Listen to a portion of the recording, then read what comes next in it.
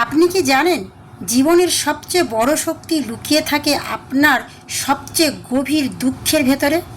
যে মানুষ দুঃখকে জয় করতে পারে তাকে হারানোর মতো কোনো শক্তি এই পৃথিবীতে আর কিছু নেই।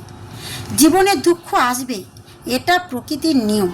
যেমন রাতের পর দিন আসে, তেমনি সুখের পর দুঃখ, আর দুঃখের পর আবার সুখ ফিরে আসে।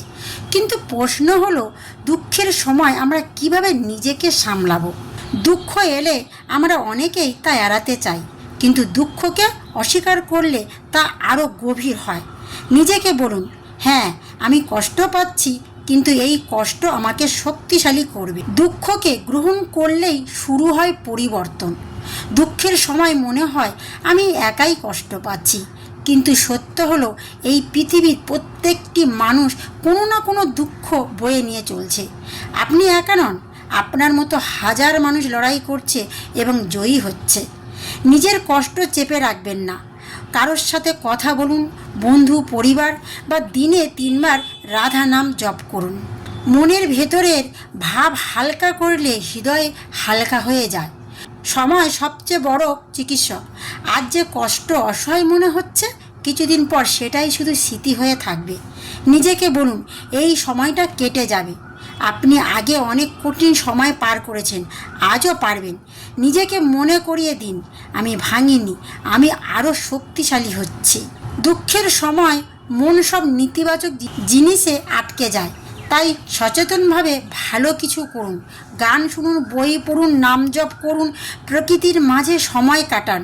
ছোট ছোট আনন্দ বড় দুঃখকে হার মানায়। দুঃখের সময় আমরা নিজের যত্ন নিতে ভুলে যাই, কিন্তু এই সময়টা সবচেয়ে বেশি নিজের প্রয়োজন।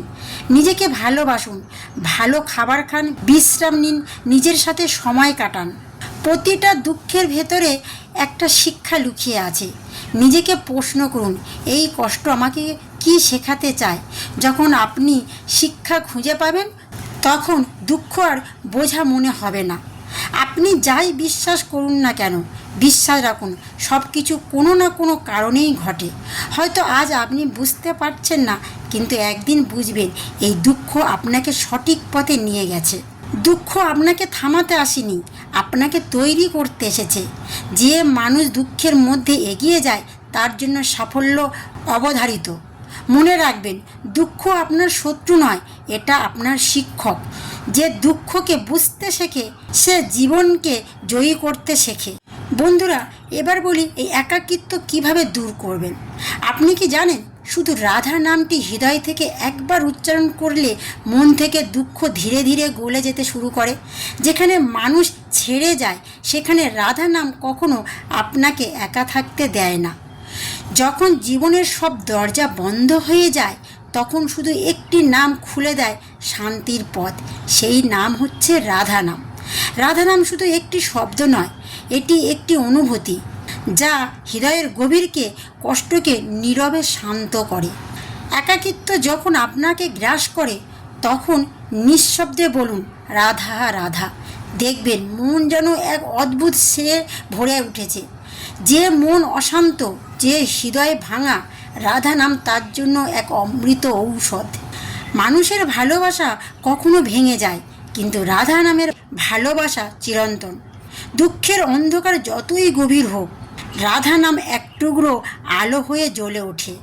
তাই প্রতিদিন কিছু সময় চোখ বন্ধ করে শুধু বলুন, রাধা রাধা।